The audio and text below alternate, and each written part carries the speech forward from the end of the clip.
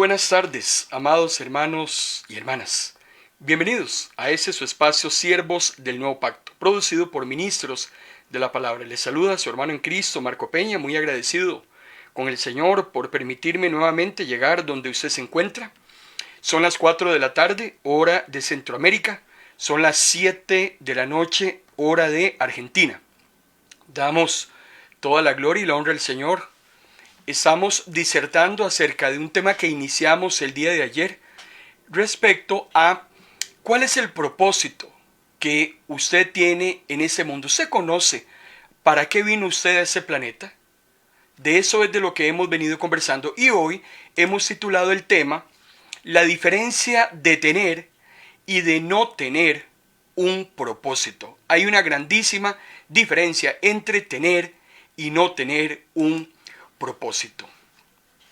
Ayer estuvimos iniciando respecto a el tema de qué es lo que guía su vida, qué es lo que hasta el día de hoy, no sé cuántos años, pero qué es lo que ha venido sucediendo que no le ha permitido a Dios que cumpla los propósitos que Él tiene para usted. Ayer hablábamos acerca de la culpa. La culpa es una de esas anclas, de esas estacas que nos tienen clavados y que no nos permiten avanzar, no nos permiten saber qué es realmente lo que Dios quiere hacer conmigo. Aunque nosotros somos el resultado de nuestro pasado, nosotros no necesariamente tenemos que ser prisioneros de ese pasado. Es verdad que mi presente es el resultado de mi pasado, pero no necesariamente el futuro es el resultado de mi presente. Yo estoy trabajando en este momento para que mi futuro sea mucho mejor que el presente que yo estoy viviendo producto de mi pasado. Otro aspecto interesante que tiene anclada a muchísimas personas es el resentimiento. Y el problema es que esa amargura, ese dolor en contra de otra persona, en contra de un acontecimiento, de lo que sea, lo daña más a usted que a ese acontecimiento. Cuando usted está resentido con una persona, el daño se lo hace más usted a sí mismo. Es como que si quisiéramos tomarnos un veneno nosotros y pretender que sea la otra persona la que se muera. Así es como funciona la amargura. Y hay muchas personas que no pueden avanzar porque están ancladas en el resentimiento. Y eso es algo que Dios quiere que usted y yo a partir de ese día lo empecemos a trabajar. Dice el libro de Job, capítulo 5, versículo 2, entregarse a la amargura o a la pasión es una necedad que nos lleva a la muerte. Cuando estamos amargados, cuando estamos resentidos con algo o con alguien, es muy difícil avanzar. A esas alturas estamos resentidos con mi abuela, que tal vez ya murió, estamos resentidos con mi mamá, que por una u otra razón produjo alguna situación adversa en mi vida y eso no me ha permitido caminar. Hay que salir de esa situación. Otro aspecto que tiene anclado a muchísimas personas es también el temor. El temor es una cárcel que uno mismo se impone y que nos impide llegar a ser lo que Dios desea que seamos. Si hay algo que produce el temor es que nos paraliza. Cuando usted va a cruzar una calle y tal vez viene un carro en alta velocidad, por inercia uno lo que hace es quedarse totalmente inmóvil. Y de ahí es donde se produce el accidente. Eso es lo que hace el temor. Hasta el día de hoy hay muchas personas que no han avanzado en su vida, no han logrado muchísimas cosas producto del temor.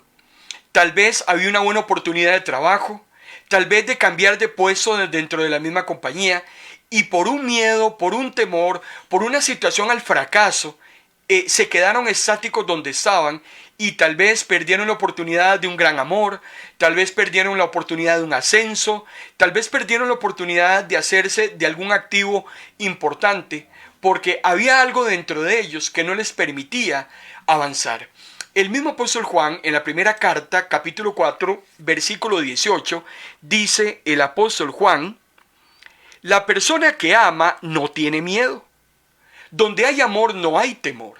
Al contrario, el verdadero amor quita el miedo.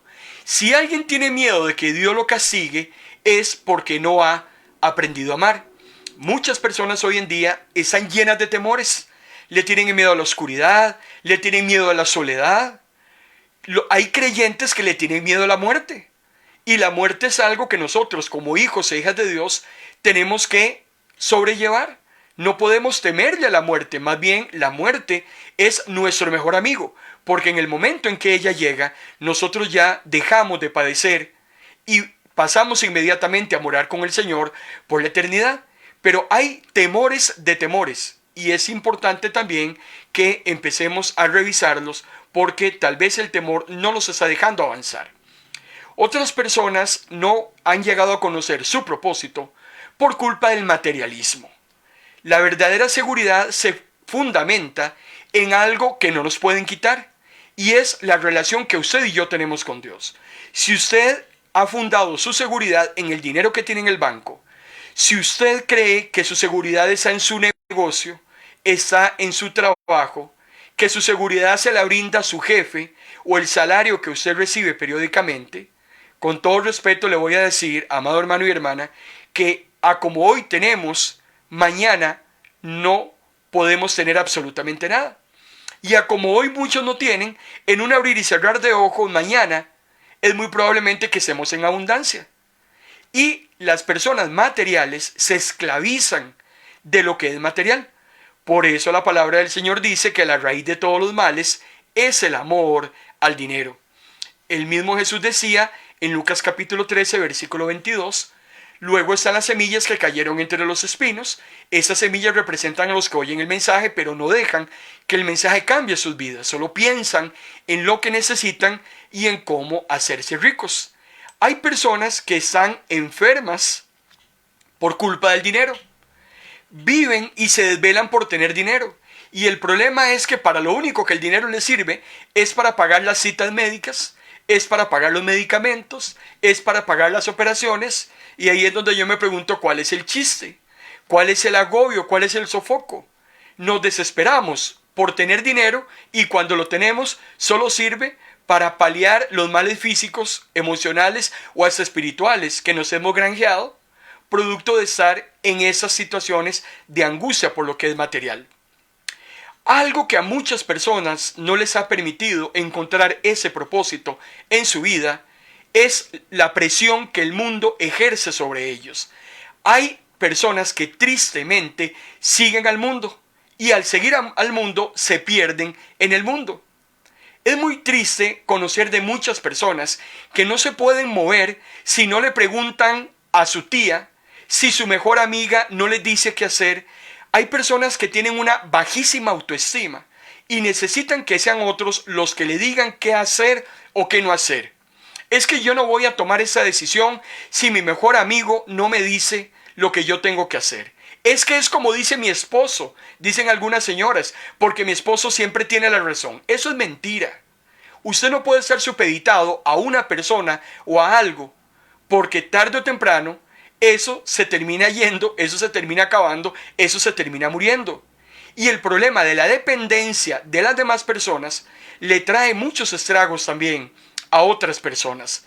Usted, amado hermano y hermana, no tiene que dejarse presionar ni por el mundo, ni por lo que el mundo le ofrece. Usted es una persona que perfectamente con la ayuda del Señor puede tomar las decisiones más acertadas para salir adelante. El mismo Jesús decía en Mateo capítulo 6, versículo 24, nadie puede servir a dos señores. Por supuesto que no. Usted no puede tener dos jefes. Usted no puede tener dos personas que le estén diciendo qué hacer. Con uno vas a quedar bien, con el otro no vas a quedar bien. Y el problema de la presión del mundo es que no nos deja avanzar. Ahora, yo quiero conversar con usted en esta seguidilla de temas que nos va a llevar el resto de la semana. ¿Cuáles son aquellos beneficios que usted y yo obtenemos cuando llegamos a conocer el propósito que Dios tiene para nuestras vidas? Vuelvo a reiterarle, usted puede tener 50 años, puede tener 60 años, puede tener 40 años, qué sé yo. Y es muy probable que usted todavía a esas alturas, usted, amado hermano y hermana, no tenga ni la menor idea qué es lo que usted vino a hacer a ese planeta. Porque le vuelvo a reiterar, nosotros como prioridad uno no vinimos a hacer familia. Como prioridad uno no vinimos a tener hijos. Como prioridad uno no vinimos a generar dinero, a estudiar una carrera. porque como lo hemos venido anotando, el propósito que Dios tiene para usted y para mí es muchísimo más grande que aquello que nosotros hasta el día de hoy creíamos que era ese propósito. Y yo quiero hablarle a usted en esta tarde de algunos beneficios que usted y yo obtenemos cuando conocemos ese hermoso propósito que Dios tiene para nuestras vidas. En primer lugar, toda persona que tiene un propósito, una razón de ser, que se levanta todas las mañanas por algo, amado hermano y hermana, ese propósito le da un sentido a mi vida. Si la vida no tiene un propósito, por eso es que muchos hoy en día atentan contra su propia vida. Se les acabó el deseo de vivir, se les acabó las ansias de continuar adelante, ya no hay nada ni nadie que les motive, que les anime, que les saque una sonrisa. Entran en unos grados terribles de depresión y terminan en lo peor, atentando contra su vida, pretendiendo que eso es lo que les va a sacar de esa situación tan triste en la que se encuentra. Pero una persona, un hijo o hija de Dios, porque le estoy hablando a los hijos e hijas de Dios, no les estoy hablando a los hombres y mujeres allá afuera, que andan dando tumbos mañana, tarde y noche. El hombre allá afuera hoy quiere una cosa, mañana quiere otra cosa. La mujer allá afuera hoy quiere un hombre, mañana quiere otro hombre. La gente allá afuera hoy quiere estudiar una carrera y mañana la cambia por otra. La gente que está allá afuera hoy tiene un trabajo, mañana lo deja botado y se va a buscar otro. Eso es el mundo allá afuera. Pero los que somos hijos e hijas de Dios y que tenemos el conocimiento del propósito de Dios para nuestras vidas, sabemos que entonces nuestra existencia tiene un sentido. Y es que lo más trágico, amado hermano y hermana, lo más terrible no es morirse. Lo más terrible es vivir sin un propósito. Cuando usted y yo tenemos la esperanza en algo, esa esperanza es el resultado de un propósito. Estamos trabajando sobre algo que sabemos que tarde o temprano va a rendir sus frutos. Y por eso le ponemos todas las ganas, y por eso le ponemos todo el empeño, por eso le ponemos todo el amor, porque sabemos que en un momento dado, en el calendario divino, vamos a recoger, vamos a cosechar todo aquello que hemos sembrado. El mismo Dios decía en Jeremías, capítulo 29, versículo 11, porque yo sé muy bien los planes que tengo para ustedes, planes de bienestar y no de calamidad, a fin de darles un futuro y una esperanza. Ayer decíamos que si hay alguien que le conoce a usted y me conoce a mí, es Dios. Y nos conoce tanto porque Él nos formó, porque Él nos creó. Y en esos momentos que hemos estado sin saber para qué vinimos a este mundo, decíamos ayer, preguntémosle al que nos creó, preguntémosle a Dios, ¿para qué estamos en esta tierra? Y el Señor nos dice en Jeremías capítulo 29 que Él sabe con toda certeza los planes que tiene para usted y para mí. Y tal vez los planes de Dios están muy alejados a estos 40 y tantos de años que hemos estado viviendo en el mundo, a estos 50 y tantos años que hemos estado en este planeta Tierra, y tal vez lo que yo he vivido hasta el día de hoy no tiene ninguna relación con lo que Dios quiere hacer conmigo. Y dice la palabra del Señor que los planes de Dios son planes de bienestar porque están proyectándose hacia un futuro, hacia una esperanza. Nosotros no somos de los que vivimos por lo que vemos. Nosotros no somos de los que vivimos por lo que escuchamos. Nosotros, hermano y hermana, estamos muy amarrados hacia algo, hacia una esperanza, hacia un futuro muy cercano que el Señor ha prometido para cada uno de sus hijos. Cuando usted conoce cuál es el propósito que Dios tiene para su vida, cuando usted se levanta en las mañanas con ese deseo de seguir adelante porque hay algo que a usted lo tiene totalmente motivado, eso le hace su vida más fácil. La vida de uno se simplifica muchísimo mejor cuando sabemos hacia dónde vamos. Ese es el problema de muchas personas que andan cambiando de trabajo. Ese es el problema de muchas personas que andan cambiando de amor. No saben realmente lo que quieren. No saben hacia dónde van. Viven vidas sumamente complicadas. Y cuando yo sé cuál es el propósito que Dios tiene para mí, entonces ese propósito se convierte en el patrón, en la meta final, la cual yo voy a continuar y no me voy a salir de ahí. Si yo no tengo un propósito definido, estaré tomando decisiones mañana, tarde y noche basado en circunstancias, basado en presiones, basado en estado de ánimo. Es terrible. Hay gente que toma decisiones dependiendo del ánimo con que se encuentren en ese momento. Hay personas que toman decisiones dependiendo de cuánto lo presionan. Hasta que lo presionan, la gente reacciona. Hay otras personas que actúan dependiendo de circunstancias. Los hijos e hijas de Dios jamás podemos proceder de esa manera. Nosotros no actuamos por lo que vemos, porque nosotros sabemos que Dios tiene el control de todas las cosas. Isaías capítulo 26, versículo 3, dice la palabra del Señor: al de propósito firme guardarás en perfecta paz, porque en ti confía.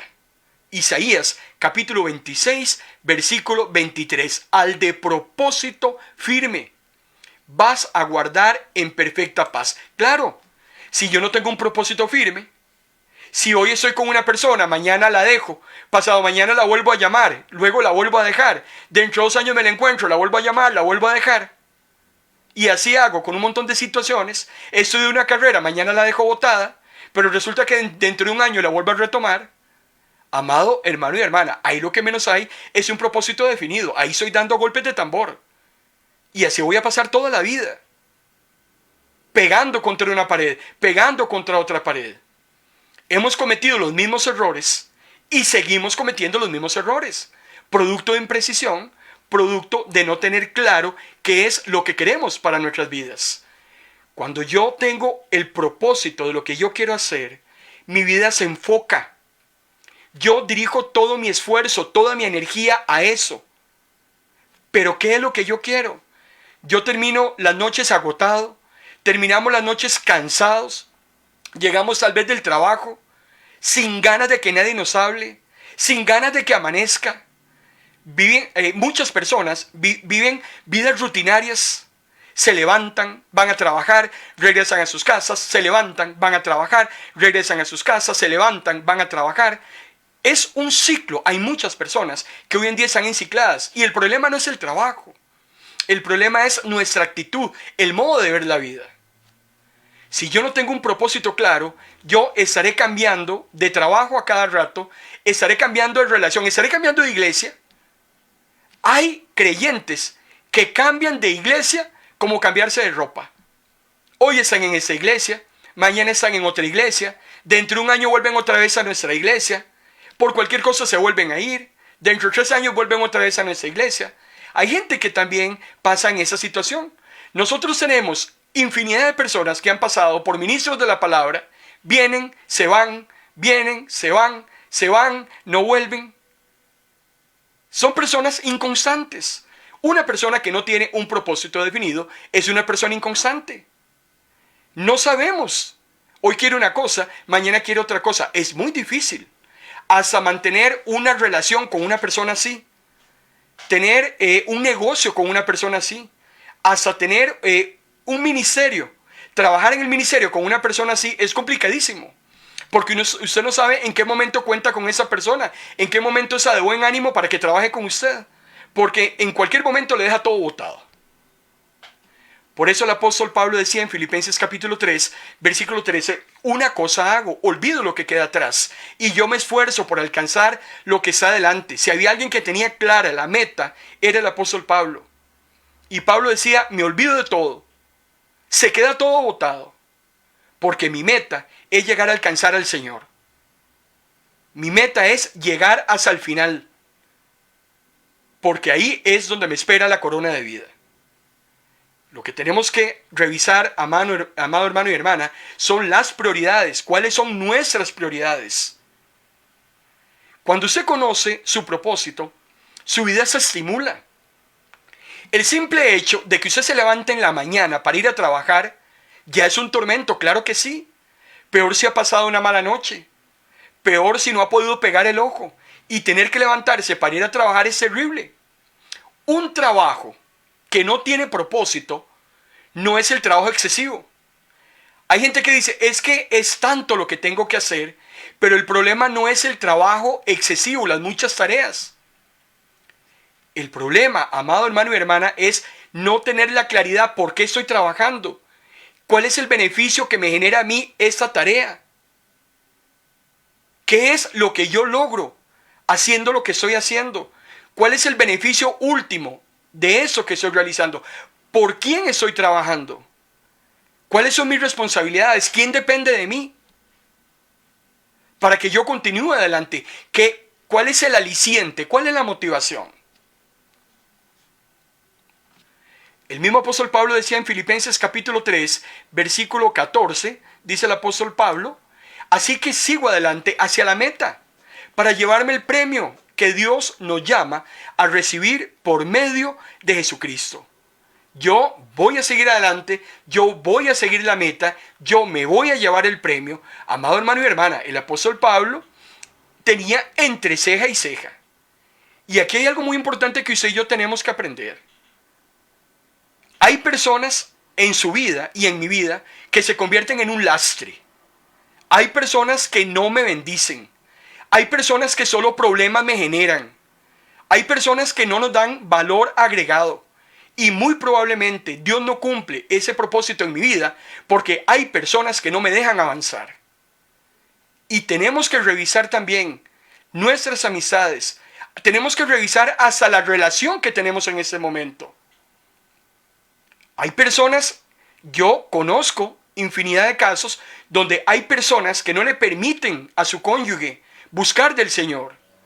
Noviazgos donde la novia no le permite a su novio buscar de Dios. Todo aquello, recuerde, que se interponga entre usted y Dios es un ídolo. Y póngale nombre. Su hijo, su compañero de trabajo, su novia, su esposo, quien sea. Pero absolutamente nada ni nadie tiene que interponerse en aquel propósito que Dios ha establecido para usted. Y Satanás lo sabe. Y Satanás buscará cualquier obstáculo para interponerse entre usted y el propósito que Dios tiene para usted. Pablo dice, yo sigo adelante. Me llevo en banda a quien me tenga que llevar adelante. El que quiere estar conmigo, bueno. El que no quiere estar conmigo, también. El que quiere hacer yunta conmigo, perfecto. El que no, que siga su camino. Eso era lo que el apóstol Pablo decía. Y eso es lo que usted y yo, hermano y hermana, tenemos que decirnos a nosotros mismos. Yo voy a continuar con el Señor. Le guste quien le guste. Yo voy a seguir adelante. Yo no me puedo detener. No me puedo quedar por nadie. Estamos hablando, hermano y hermana, de cosas muy serias. Estamos hablando de almas que se pueden ir al infierno. Y yo no me voy a ir al infierno simplemente por estar viendo a gente que no quiere nada con el Señor. Ese tipo de cosas se tienen que quedar atrás y yo voy a seguir adelante. Eso es lo que usted y yo tenemos que decirnos todos los días. Yo sigo adelante, yo sigo a la meta, yo voy avanzando. El que se queda, se queda. Así de fácil. Cuando yo conozco el propósito que Dios tiene para mi vida, ese propósito a mí me prepara para la eternidad. Yo no fui puesto en la tierra para ser recordado o para que pongan mi placa en un puente o en un estadio de fútbol para que todo el mundo me recuerde cuando yo no esté. Yo no vine a eso, a este mundo. Yo vine a este mundo a prepararme para la eternidad. Los hijos e hijas de Dios vinieron a este mundo para eso. Porque un día vamos a estar delante de la presencia de Dios. Puede ser dentro de 5 minutos, puede ser mañana, puede ser dentro de 20 años. Eso yo no lo sé. Pero cuando yo me presente delante de la presencia de Dios, Él va a hacer un inventario de mi vida. Él va a hacer un examen final. Y basado en mi accionar en este mundo, así va a determinar cuál es el lugar de los únicos 2 que existen a donde el Señor me va a enviar. Y eso le va a pasar a todo ser humano que ha pisado este planeta. Porque un día todo se va a terminar. Un día todo se va a acabar.